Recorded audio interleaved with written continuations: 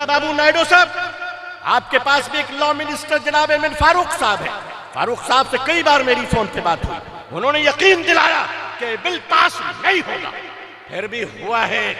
تو یاد رکھیے گا، کورٹ میں لڑائی بھی چلے گی. ہم سپریم کورٹ سے امید رکھتے ہیں، بھروسہ رکھتے ہیں، مگر بابری مسجد کے فیصلے کا زخم ہم بھولے نہیں ہیں. ہم تم پہ آ جائے گا.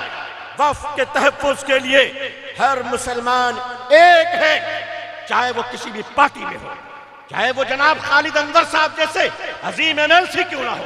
وہ بھی اوقاف کے ایکٹ کے تحفظ میں ہے، اور ان کو بھی رہنا پڑے گا اپنی عظیم قوم کے ساتھ اور پوری ملت اور بھارت میں انصاف کی لڑائی لڑنے کے ساتھ.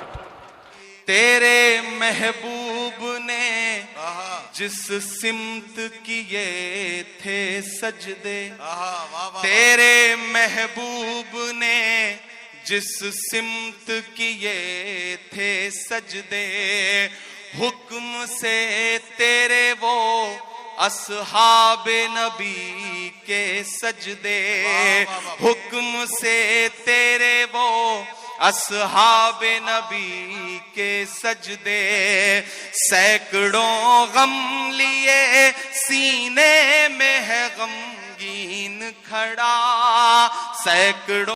علماء کرام، بزرگان محترم، نوجوانان اسلام، عزیزان گرامی، سامعین اعظام، عبائدین شہر، پردہ نشی خواتین امت اسلامیہ، ہمارے اسٹیج پہ جلوہ افروز دہلی سے تشریف لائے ہوئے سناتن دھرم کے پیشوا اور اس مذہب کے پنڈت صاحب، اور ہمارے دیش کے پریے وہ تمام دھرم کے ساتھی بھائی اور بہنیں، مجھے معلوم ہے کہ میں ایک ایسے دیش کا ناگرک ہوں جسے بھارت کہا جاتا ہے، اور ہندوستان کی سب سے اچھی خوبصورتی یہ ہے کہ اس کے گلدستے میں ہر قسم کے خوشبو والے پھول نظر آتے ہیں. ظاہر ہے کبھی کبھی پھول مرجھا بھی جایا کرتے ہیں، لیکن مرجھائے ہوئے پھولوں کی جگہ تازہ پھول لے لیا کرتے ہیں. میں یہ جانتا ہوں کہ گلاب کے دامن میں کانٹے بھی ہوا کرتے ہیں، مگر کانٹوں کی وجہ سے پھولوں سے نفرت نہیں کیے جا سکتے، مگر کانٹوں کی وجہ کر پھولوں سے رشتہ توڑے نہیں جا سکتے. کانٹے اپنی جگہ پر ہیں، پھول اپنی جگہ پر ہیں. بات ایسے ماحول میں پیام انسانیت کی ہم کر رہے ہیں کہ جب انسانیت سسک رہی ہو، جب انسانیت تڑپ رہی ہو، جب انسانیت کو سانس لینی مشکل ہو گئی ہو، جب بحیثیت انسان بھارت کے کروڑوں مسلمانوں کے ان بزرگوں کے دی ہوئی دان کی ہوئی وقف کی زمینوں پر خطرہ منڈلا رہا ہو، جہاں ان زمینوں پہ اور ان خیرات کی ہوئی زمین اور انسانیت اور مسلمانوں کی فلاح کے لیے پیش کی گئی زمینوں پر آج ایکٹ کے ذریعے سے ایک مصیبت لاد دی گئی ہو. عزیزان ملت، ان تمام حالات میں بھی اگر مسلمانوں نے یہ جرت کی ہے کہ وہ پیام انسانیت پر کانفرنس کریں،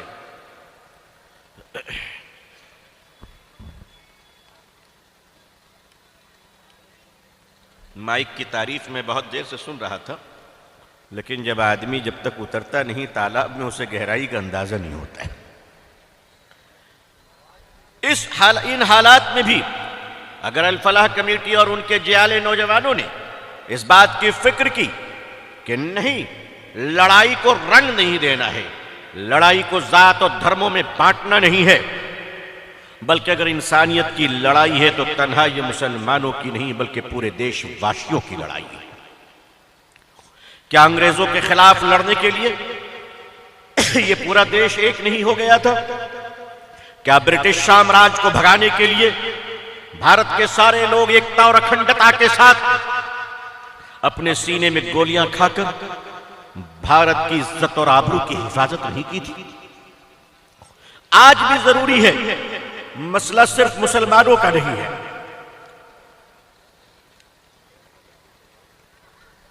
بلکہ ابھی میں دیکھ رہا تھا بمبئی میں ایک جین مندر کو توڑ دیا گیا بلڈوزر کے ذریعے.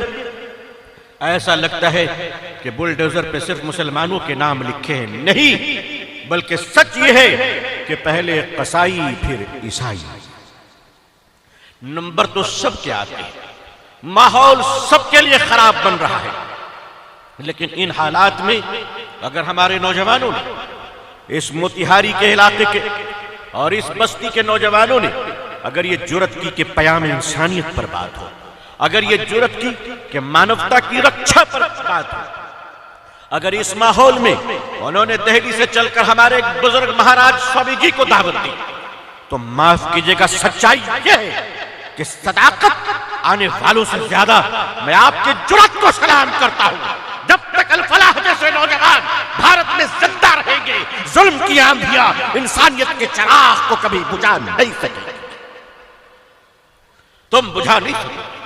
ایسے لوگ کھڑے ہوں گے اور کھڑے ہو کر وہ حفاظت کریں گے، لیکن انسانیت کی بات اگر کی جائے اور معلم انسانیت کی بات نہ کی جائے صلی اللہ علیہ وسلم، انسانیت کی بات کی جائے، محسن انسانیت کی بات نہ کی جائے صلی اللہ علیہ وسلم، انسانیت کی بات کی جائے اور رحمت للعالمین کی بات نہ کی جائے صلی اللہ علیہ وسلم، تو میرے بزرگوں، چراغوں میں سے روشنی آتی ہے، مگر کیا سورج کے اجالوں کا کوئی انکار کر سکتا ہے؟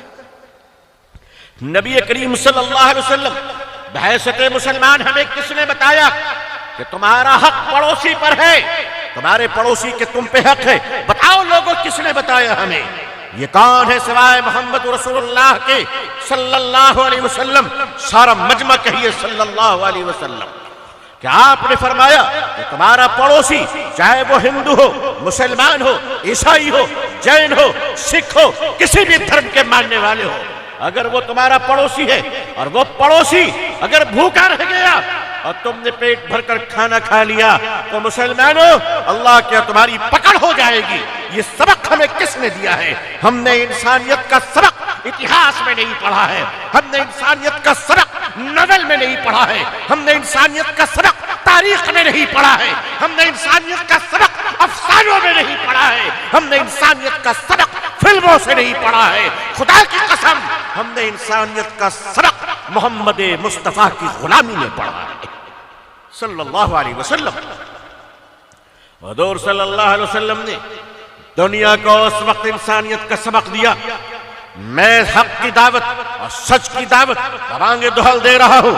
میں اپنے بھارت کے 150 کروڑ لوگوں کے سامنے ایک جھوٹ کو پروس نہیں سکتا۔ میں جانتا ہوں کہ اس دور میں سچ بولنا یہ بزدلوں کا کام نہیں ہے، سچ بولنا منافقوں کا کام نہیں ہے، سچ بولنا چمچوں کا کام نہیں ہے، بلکہ سچ وہ بول سکتا ہے جس کی ماں نے اسے وہ حق کے دودھ پلائے ہو، جو قطرے بن کر اس کے رگوں میں لہو بن کر دوڑ رہے ہو۔ اگر حق بولنا چاہتے ہو تو ہاتھوں میں انگارے رکھنے کو تیار ہو جاؤ۔ اے میرے کروڑوں اس دیش کے بھائیوں، اس دیش کے تمام انسانوں، ماتائیں اور بہنوں، یاد کرو وہ زمانہ محمد رسول اللہ صلی اللہ علیہ وسلم کی بعثت سے پہلے، آپ کی پیدائش سے پہلے یہ دنیا انسان سے خالی نہیں تھا۔ یہ دنیا میں مرد بھی تھے، عورتیں بھی تھی، بچے بھی تھے، بوڑھے بھی تھے۔ اس دنیا میں لوگ رہتے تھے، بڑے بڑے سردار بھی تھے، لیکن معاف کیجئے گا انسانیت ٹمٹما رہی تھی، انسانیت سسک رہی تھی، انسانیت کا چراغ بجھ رہا تھا۔ اسلامی تاریخ کو اٹھائیے، حضرت دحیہ کلبی رضی اللہ تعالیٰ عنہ، ہم اس لیے رضی اللہ تعالیٰ عنہ پڑھ رہے ہیں کہ بعد میں انہوں نے کلمہ شہادت پڑھی، گواہی دی ایک اللہ کی، گواہی دی اللہ کے آخری رسول کی صلی اللہ علیہ وسلم۔ وہ فرماتے ہیں یا رسول اللہ صلی اللہ علیہ وسلم، آپ کے آنے سے پہلے میں نے خود اپنے ہاتھوں سے اپنی گڑیا جیسی کھلونے گلاب جیسی بیٹی کو، پھول جیسی بیٹی کو مکے کی زمین پر زندہ دفن کر دیا تھا۔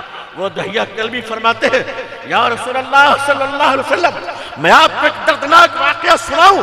میرے آقا صلی اللہ علیہ وسلم صحابہ سکتے میں آ گئے، تڑپنے پہ آ گئے کہ دحیہ تم آج کیا سنانا چاہتے ہو؟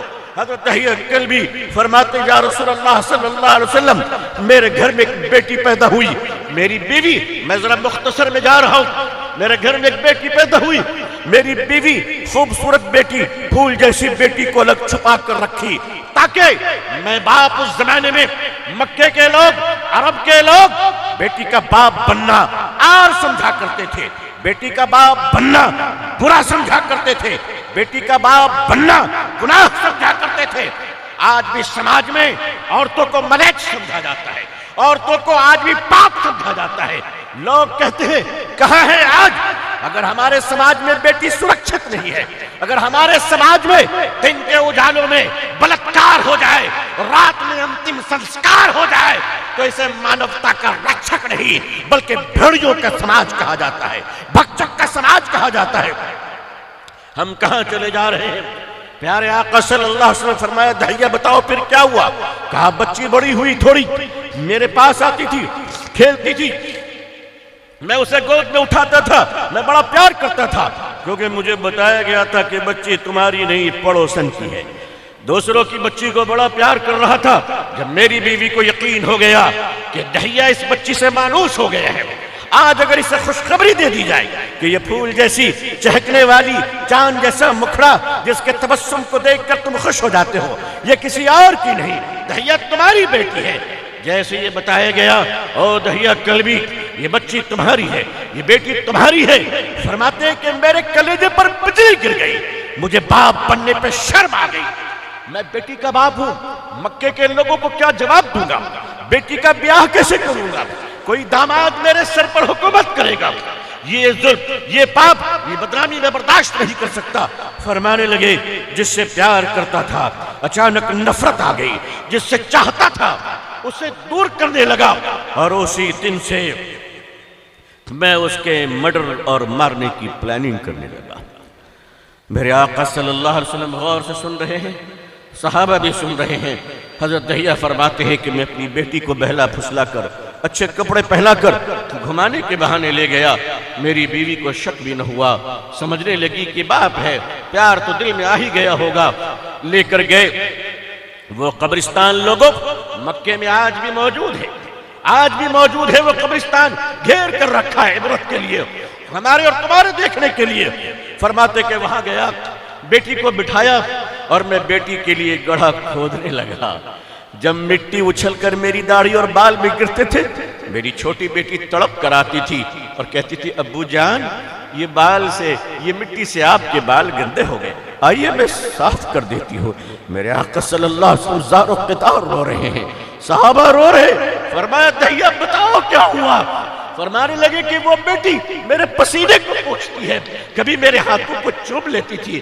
ابو جان یہ پتھریلی زمین مٹی کی اتنی کھدائی کیوں کر رہے ہو آپ اتنی محنت کیوں کر رہے ہو؟ فرمانے لگے میں پسینے سے شرابور تھا اور میری بیٹی میرے پسینے کو پوچھتی تھی، میری بیٹی میرے ہاتھوں کو چومتی تھی، میری بیٹی میرے بالوں کو سنبھالتی تھی۔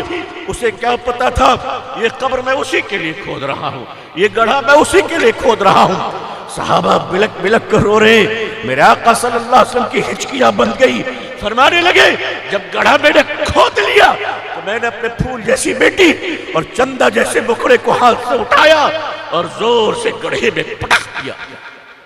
بیٹی نیچے گرتی ہے، ایک آواز آتی ہے ابو مجھے بہت چوٹ لگ گئی، ابو میرے سر سے خون بہ رہا ہے، ابو مجھے بچا لو، ابو میرے ہاتھ ٹوٹ گئے۔ اوپر سے دہیا فرماتے کہ میں نے پتھر ڈالنے شروع کر دیے، بیٹی چیختی رہی، آواز آتی رہی۔ فرمایا میں نے دفن کر دیا اپنی بیٹی کو، بہت دور تک آواز آتی رہی ابو مجھے چھوڑ کے نہ جاؤ، ابو مجھے چھوڑ کے نہ جاؤ، ابو مجھے چھوڑ کے نہ جاؤ۔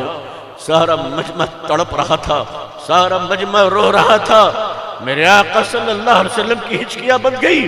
لوگوں تم جانتے ہو ان بیٹیوں کو اگر کسی نے آزاد کیا ہے تو خدا کی قسم وہ آمنہ کا لال محمد رسول اللہ ہے صلی اللہ علیہ وسلم۔ لوگوں تمہیں پتا ہے ان عورتوں کو جینے کا حق کس نے دیا؟ تم جانتے بھی ہو میرے آقا صلی اللہ علیہ وسلم کے دنیا میں آنے سے قبل بیدھوا اور بیوہ اور ویڈو عورتوں کو کوئی مقام دیا جاتا تھا؟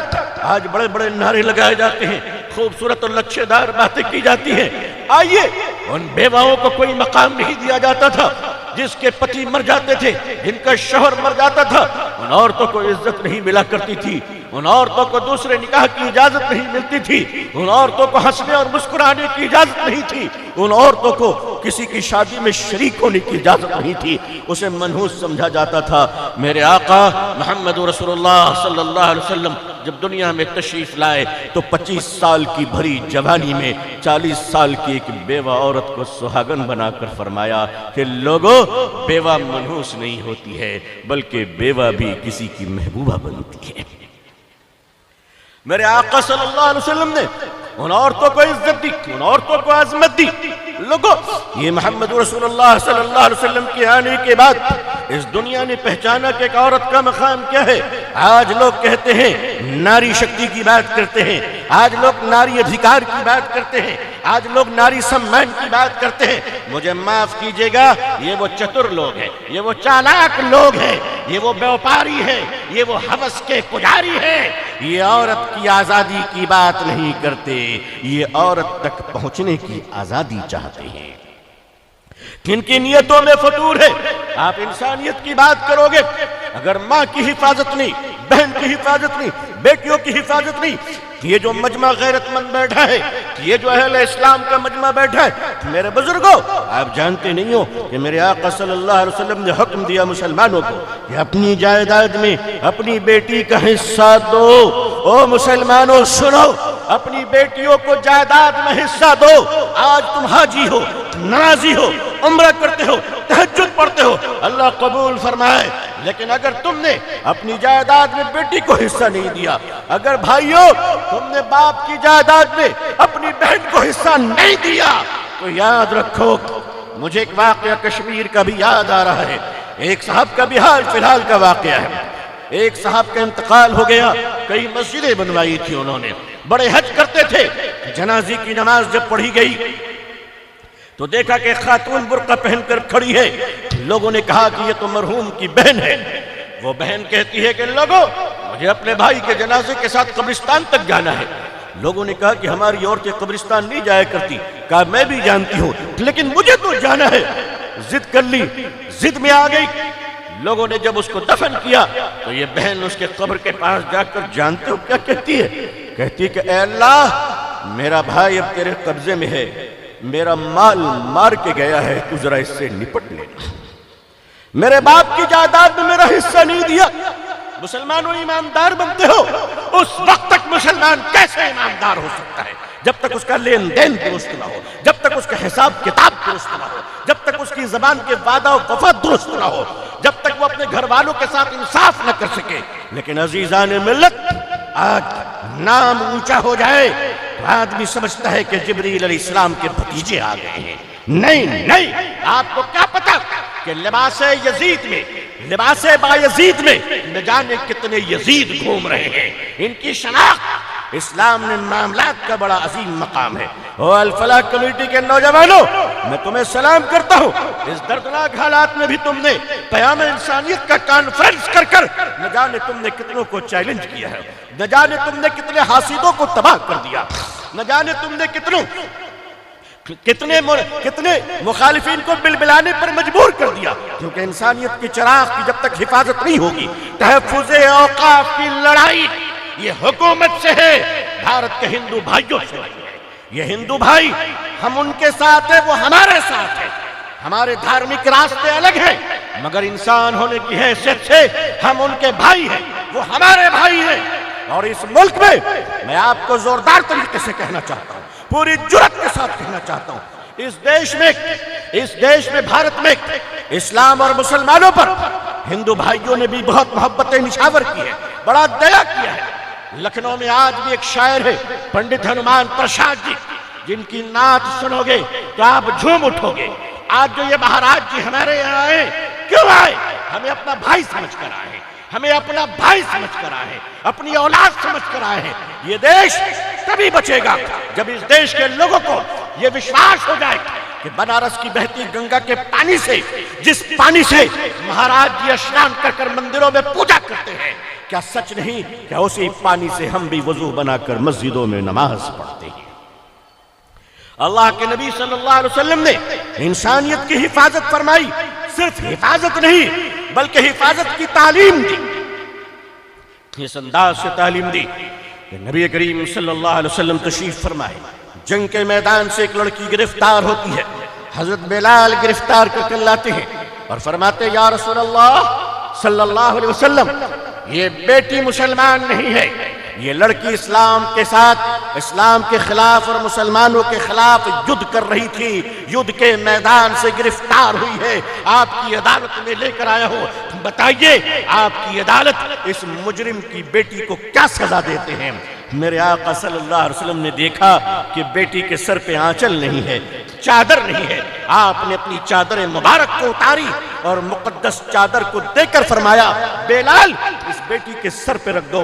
حضرت بلال نے فرمایا یا رسول اللہ صلی اللہ علیہ وسلم، یہ بیٹی مسلمان کی نہیں ہے، آپ کی چادر کیسے دے سکتا ہوں؟ میرے آقا نے فرمایا صلی اللہ علیہ وسلم، بلال بیٹی بیٹی ہوتی ہے چاہے کسی کی بھی،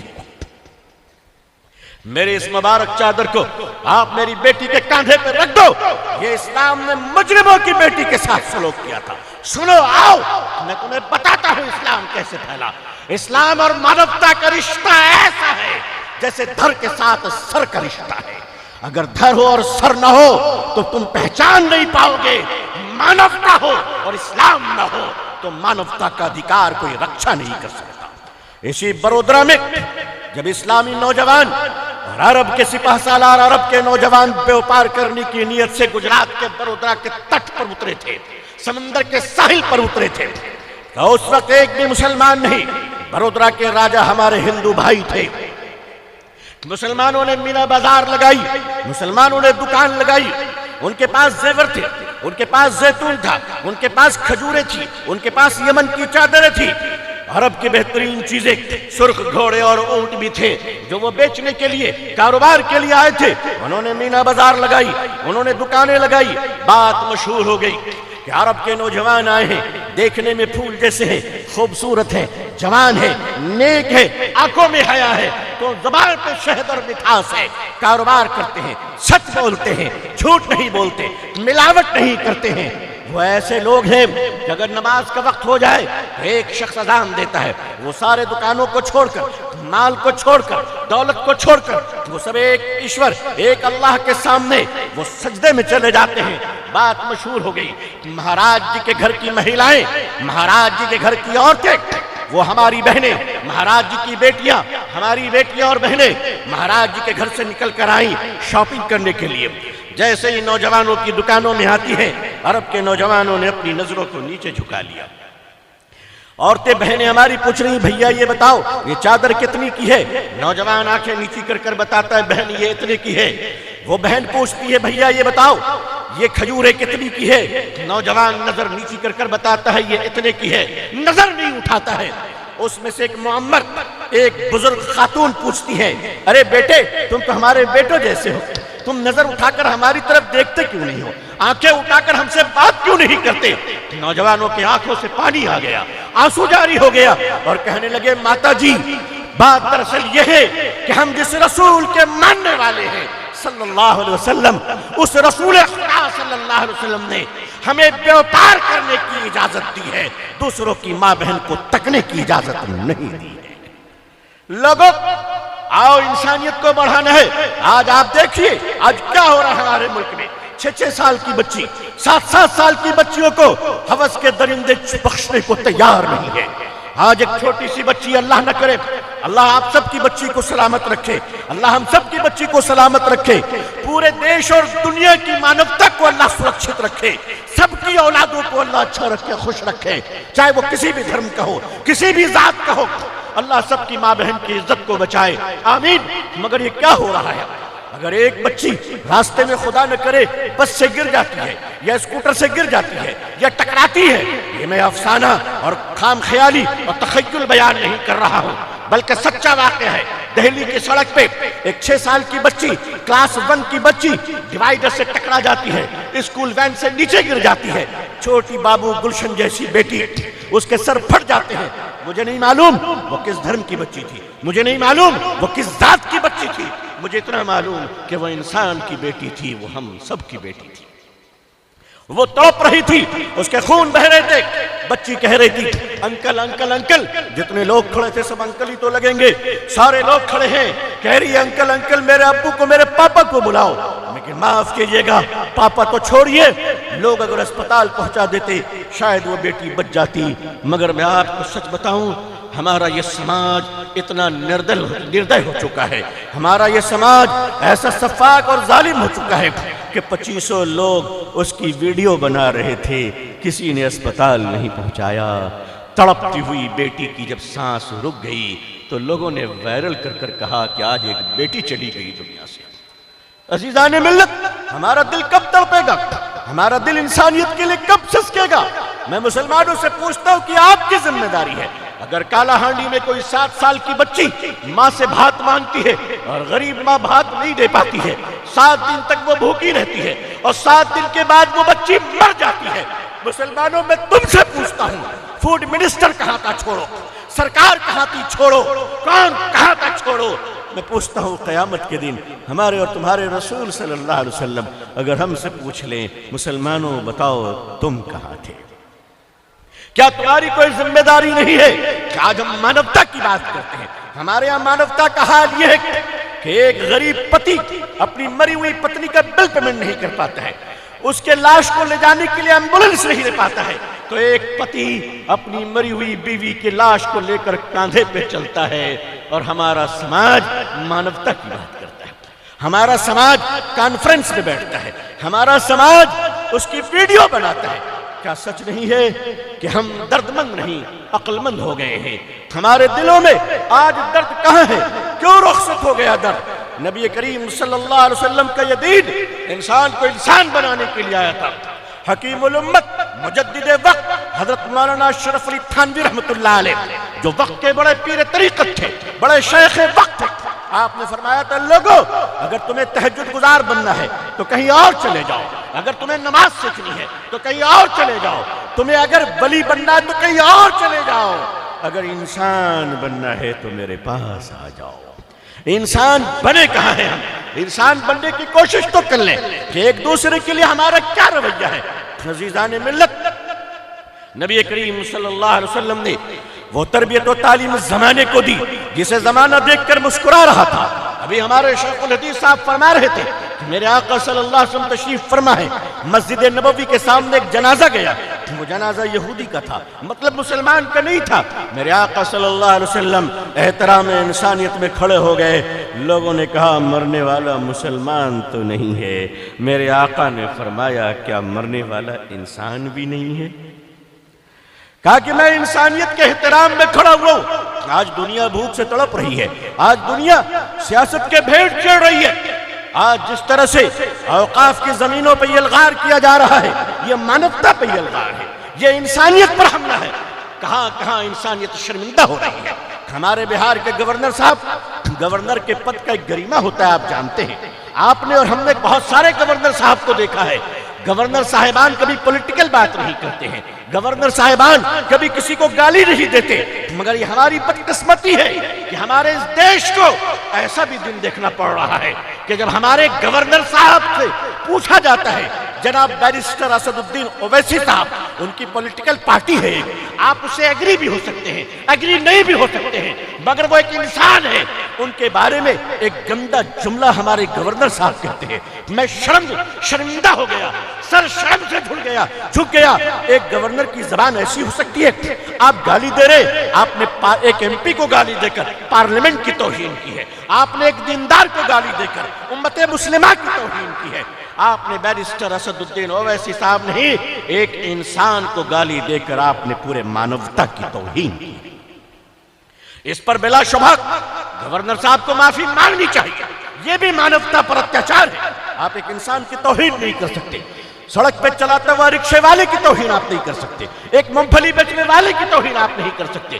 ہمارے اور آپ کے پیارے آقا حضرت محمد رسول اللہ صلی اللہ علیہ وسلم نے انسانیت کی بقا کے لیے آپ خود آگے بڑھے، مدینہ منورہ میں آپ صلی اللہ علیہ وسلم شام کے وقت سورج ڈھلنے سے پہلے آپ ذرا مدینہ شہر سے باہر نکل کر جاتے کھجور کے باغوں کی طرف، آپ کیا دیکھتے ہیں؟ ایک بوڑھا شخص ہے، مشکیزہ یعنی جو چمڑے کی تھیلی ہوا کرتی تھی جس میں پانی بھرا جاتا تھا پہلے کے زمانے میں، دیکھا کہ ایک بوڑھا شخص ہے، مشکیزے میں پانی لادے ہوا ہے لیکن وزن سنبھال نہیں پا رہا ہے، جسم اس کا کانپ رہا ہے، وہ کئی بار گر چکا تھا، اس کے سر سے خون بہ رہے تھے، اس کے گھٹنے پھٹ چکے تھے، اتنا بوڑھا آدمی مگر پانی کو لے کر دوڑنے کی کوشش کر رہا ہے، بار بار گر جا رہا ہے۔ میرے آقا صلی اللہ علیہ وسلم اس آدمی کے پاس پہنچے اور فرمایا چچا جان آپ کون ہو، کہاں کے رہنے والے ہو؟ چچا جان یہ آپ کے جسم میں خون کیوں ہے اتنا؟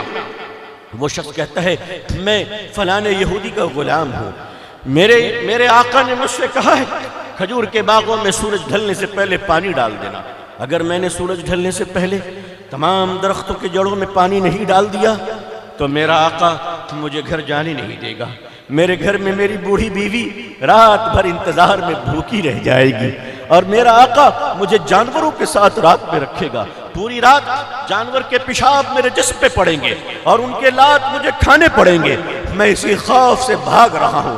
میرے آقا صلی اللہ علیہ وسلم نے فرمایا چچا جان آپ بیٹھیے۔ میرے آقا صلی اللہ علیہ وسلم نے وہ مشکیزہ خود آپ نے لیا اور لینے کے بعد دوڑ گئے اور پانی بھر کر آپ نے تمام کھجور کے باغات میں دے دیے اور فرمایا چچا جان آج میں نے پانی بھر دیا ہے، کل میرا انتظار کیجئے گا، یہ محمد دوبارہ آپ کے پاس آئے گا صلی اللہ علیہ وسلم۔ آج تقریروں کے غازی کہ ہم سے کبھی ہوتا ہے ہم بھی اپنے محلے میں جائیں، اگر محلے میں جا کر دیکھیں کہ انسان تڑپ تو نہیں رہا ہے، دو بھائیوں میں اختلاف تو نہیں ہے، باپ بیٹے میں اختلاف تو نہیں ہے، اور صلح کل والی جماعتوں چلو اور انسان کو انسانوں سے ملا دو۔ میرے آقا صلی اللہ علیہ وسلم نے وہ حضرت بلال کے ساتھ کیسا سلوک فرمایا۔ حضرت بریرہ رضی اللہ تعالیٰ عنہ ماں عائشہ کی باندی ہے، یعنی آج کی زبان میں باندی کو نوکرانی کہتے ہیں، لیکن وہ باندی ہم سے بھی افضل، ہماری ماں بیٹی سے بھی افضل، امت کی بیٹیوں سے بھی افضل ہے، اس لیے کہ وہ صحابیہ ہے۔ حضرت بریرہ رضی اللہ تعالیٰ عنہ باندی ہیں، حضرت عائشہ صدیقہ ام المومنین رضی اللہ تعالیٰ عنہ کی، حضرت بریرہ سو رہی ہیں، گرمی کی وجہ سے آپ کو پسینہ آ رہا ہے۔ میرے آقا صلی اللہ علیہ وسلم رحمت للعالمین صلی اللہ علیہ وسلم چپکے سے تشریف لے گئے اور دھیرے سے باندی پر پنکھا جھلنے لگے تاکہ اسے آرام مل جائے۔ تھوڑی دیر میں حضرت بریرہ تڑپ کر اٹھتی ہے اور یہ دیکھ کر شرمندہ ہو جاتی ہے کہ اللہ کے آخری رسول میری خدمت کر رہے ہیں صلی اللہ علیہ وسلم۔ بریرہ شرما گئی اور کہنے لگی یا رسول اللہ صلی اللہ علیہ وسلم میں آپ کی باندی ہوں، میرے ذمہ آپ کی خدمت ہے، آپ کے ذمہ میری خدمت نہیں ہے۔ میرے آقا صلی اللہ علیہ وسلم فرمانے لگے بریرہ جب مجھے گرمی لگتی ہے تو تم پنکھا جھلتی ہو، آج تمہیں گرمی لگ رہی ہے تو میں پنکھا جھلوں تاکہ احسان کا بدلہ احسان ہوا کرے۔ لوگوں اپنے گھر والوں پہ احسان کرو، اپنے بیوی بچوں پر احسان کرو، اپنی بیٹیوں پر احسان کرو، سماج پر احسان کرنا سیکھیے تاکہ ہم ایک سماج تیار کر سکیں۔ یہ نازک وقت چل رہا ہے، مسلمانوں پر بڑی آزمائش چل رہی ہے۔ آل انڈیا مسلم پرسنل لا بورڈ نے ہر دروازے پہ آواز دی جا کر، ہر دروازے پہ آواز دی، ہر حکومت کے دروازے پہ دستک دی۔ چندرا بابو نائیڈو صاحب کے پاس خود میں بھی گیا تھا، جناب نتیش کمار صاحب کے پاس بھی لوگ تشریف لے گئے کہ آئیے وقت ایکٹ کو پاس ہونے مت دیجیے، مگر افسوس ان حکومتوں نے ہماری کوئی بات نہیں سنی۔ اور میں آپ سے صاف کہتا ہوں جو ہماری قوم کے ساتھ رہی، جو انصاف کے ساتھ رہی، ہم بھی اس کے ساتھ نہیں ہیں، چاہے وہ کوئی بھی ہو، چاہے وہ کسی بھی درجے کا انسان ہو۔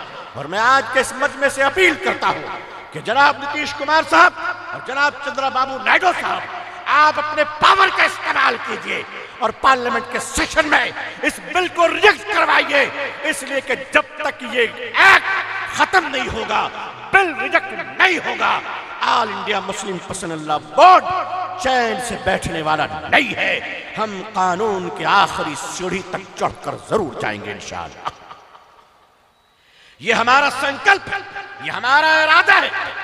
آپ سے میں ایک بات بتا دوں، جہاں برتنیں ہوتی ہیں وہاں آواز ہوتی ہے، لیکن اس کا مطلب یہ نہیں کہ برتن ہلانے والوں کی آواز کو تم منافق کہہ دو، تم غدار کہہ دو۔ سوچ لو، اگر یہ الفاظ کو وہ مستحق نہیں رہا تو خدا تمہاری طرف پلٹ دے گا، وہ الزام تم پہ آ جائے گا۔ وقف کے تحفظ کے لیے ہر مسلمان ایک ہے، چاہے وہ کسی بھی پارٹی میں ہو، چاہے وہ جناب خالد انور صاحب جیسے عظیم MLC کیوں نہ ہو، وہ بھی اوقاف کے ایکٹ کے تحفظ میں ہے اور ان کو بھی رہنا پڑے گا اپنی عظیم قوم کے ساتھ اور پوری ملت اور بھارت میں انصاف کی لڑائی لڑنے کے ساتھ۔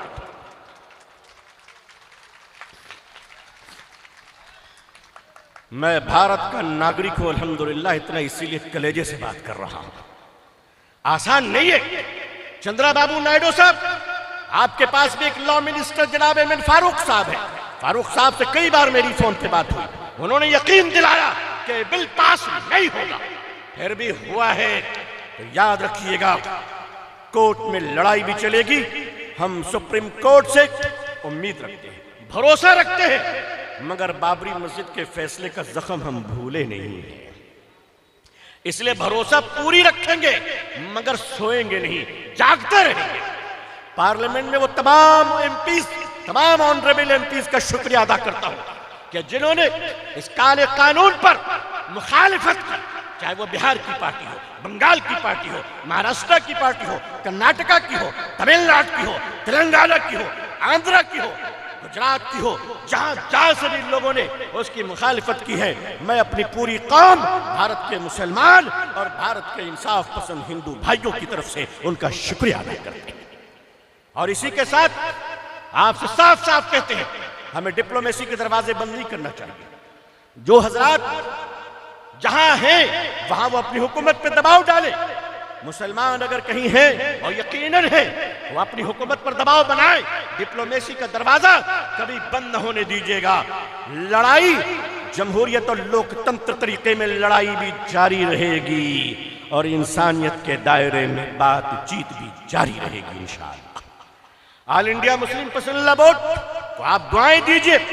آل انڈیا مسلم پسند لا بورڈ کا مطلب ہے ہندوستان کی ساری جماعتوں کی امبرلا جماعت، ساری جماعتوں کے امبرلا۔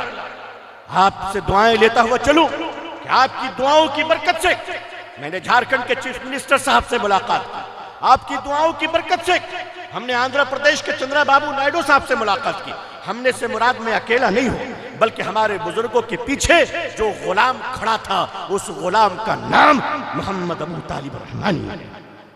الحمدللہ ہر جگہ میں کھڑا رہا اور رہوں گا انشاءاللہ۔ ہم اس بہار کی سرزمین کے ہیں کہ جن کی ماؤں کے پلائے ہوئے دودھ میں ملاوٹ نہیں ہوا کرتا۔ ہمارے خون کے قطرے بھی اللہ نے پاک رکھے ہیں۔ آل انڈیا مسلم پسند لا بورڈ کی مضبوطی کے لیے آپ دعا فرمائیں۔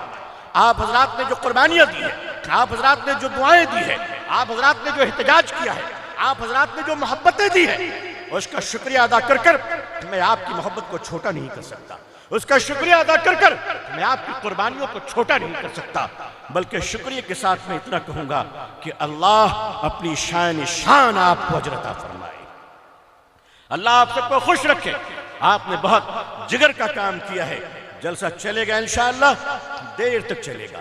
میں ذرا دیر رات بیان کرنے کا عادی نہیں ہوں، پہلے کیا کرتا تھا، لیکن حضرت مولانا سید محمد ولی رحمانی صاحب رحمت اللہ علیہ نے مجھے منع فرمایا اور تب سے میری عادت بن گئی کہ میں 10 سے 10:30 کے درمیان اپنا بیان مکمل کر دیا کرتا ہوں، لیکن آج آپ کے جذبہ محبت کی وجہ سے میں کچھ کہہ نہیں سکا اور اس لالچ میں بیٹھ گیا۔ آپ کی دعائیں مل جائیں گی، آپ کی محبت مل جائے گی۔